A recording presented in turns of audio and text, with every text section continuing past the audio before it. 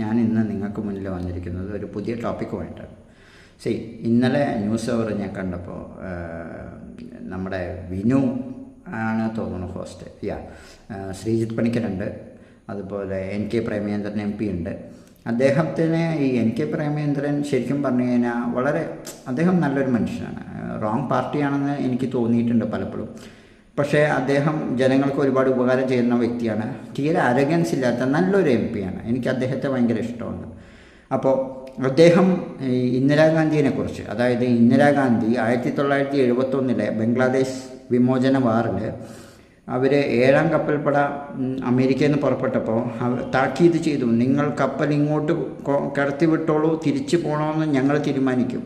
സത്യത്തിൽ ഈ ഒരു നാരേറ്റീവ് കോൺഗ്രസ് ഉണ്ടാക്കിയ ഒരു നാരേറ്റീവ്. അത് ഈ പാവപ്പെട്ട സാധാരണ ജനങ്ങളിലേക്ക് പോകുന്നത് പോട്ടെ, മീഡിയ അതിനെ നന്നായി ബൂസ്റ്റ് ചെയ്തു.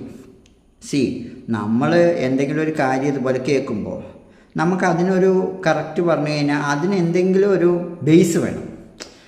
ഇങ്ങനെ ഇന്ദിരാഗാന്ധി പറഞ്ഞ ഒരു പരാമർശം ഒരു പുസ്തകത്തിലോ അല്ലെങ്കിൽ പഴയ ഒരു ഹിസ്റ്ററിയിലോ ഒന്നുമില്ല. അത് കൃത്യമായിട്ട് ശ്രീജിത്ത് പണിക്കരെ ആ ചർച്ചയിൽ പൊളിച്ചടക്കുന്നുണ്ട്.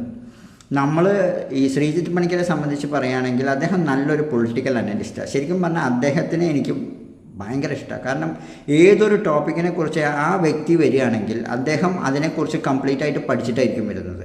അതുകൊണ്ട് തന്നെ അദ്ദേഹത്തെ ഡിബേറ്റിലൂടെ തോൽപ്പിക്കാൻ സാധിക്കില്ല. ഞാൻ അദ്ദേഹത്തിൻ്റെ വലിയൊരു ഫാനാണ്. Even though he is not, അദ്ദേഹം ഒരു പൊളിറ്റിക്സോ ആരുമായിട്ട് ചായ്വില്ല. അദ്ദേഹം എല്ലാവരെയും പൊളിച്ചടക്കും. പല ആൾക്കാരും അദ്ദേഹത്തിനെ വലതുപക്ഷ നിരീക്ഷകൻ അങ്ങനെ ഇങ്ങനെയെന്നൊക്കെ പറയാറുണ്ട്. എനിക്ക് അദ്ദേഹത്തിന് ആ ഒരു നിലയ്ക്ക് തോന്നിയിട്ടില്ല. അദ്ദേഹം എല്ലാ പാർട്ടിയെയും വിമർശിക്കാറുണ്ട്. വിമർശനം ഏറ്റവും കൂടുതൽ വരുന്നത് കോൺഗ്രസിൻ്റെയും കമ്മ്യൂണിസ്റ്റിൻ്റെയും ഭാഗത്തായതുകൊണ്ട് അദ്ദേഹം അവരെ വിമർശിക്കുന്നു എന്ന് മാത്രം. BJPയിൽ വരുമ്പോൾ അദ്ദേഹം തീർച്ചയായിട്ടും അതും പറയാറുണ്ട്. അദ്ദേഹത്തിന് അങ്ങനെ ഒരു സ്റ്റാൻഡിൽ നിൽക്കണം എന്നുള്ളതുകൊണ്ടാണ് അദ്ദേഹം ഒരിക്കലും BJPയിൽ ജോയിൻ ചെയ്യാത്തത്. പിന്നെ ഇപ്പോൾ ഇന്ദിരാഗാന്ധിയുടെ കേസ് പറഞ്ഞത്, നമുക്ക് ഇപ്പോൾ ഒരു സംസ്ഥാനത്തിൽ ഇരുന്നുകൊണ്ട് നമുക്ക് ആരെ വേണമെങ്കിലും തെറി വിളിക്കാൻ മോശം പറയും. പക്ഷേ രാജ്യമായിട്ട് അങ്ങനെ ചെയ്യുമ്പോൾ അത് നമ്മുടെ രാജ്യത്തിൻ്റെ പോളിസിയും അതുപോലെ രാജ്യത്തെ ജനങ്ങളെ ഇമ്പാക്റ്റ് ചെയ്യും.